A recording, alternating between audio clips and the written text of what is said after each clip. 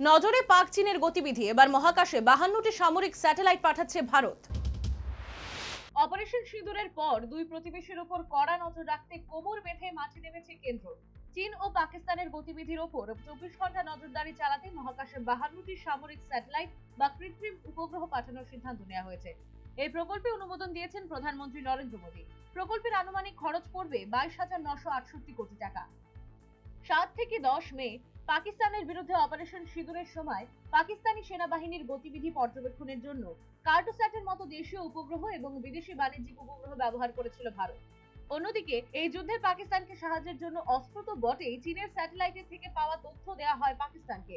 এই পরিস্থিতিতে যুদ্ধক্ষেত্রে আরো স্বনির্ভর হয়ে উঠতে এই 52টি স্যাটেলাইট মহাকাশে উৎক্ষেপণ ভারতের জন্য বড় সাফল্য হতে চলেছে বলে মনে করা হচ্ছে। জানা গিয়েছে 2016 সালের এপ্রিল মাস নাগাদ প্রথম উপগ্রহ উৎক্ষেপণ করা হবে। 2029 সালের মধ্যে 52টি উপগ্রহ পৃথিবীর লো অরবিটে স্থাপন করা হবে। 52টি স্যাটেলাইটের মধ্যে 21টি তৈরি করবে ইসরো। বাকি 31টি উপগ্রহ তৈরির বরাদ দেওয়া হয়েছে 3টি বেসরকারি সংস্থাকে। পুরো প্রকল্প বাস্তবায়নের দায়িত্ব দেওয়া হয়েছে প্রতিরক্ষা মহাকাশ সংস্থা ডিএএস কে।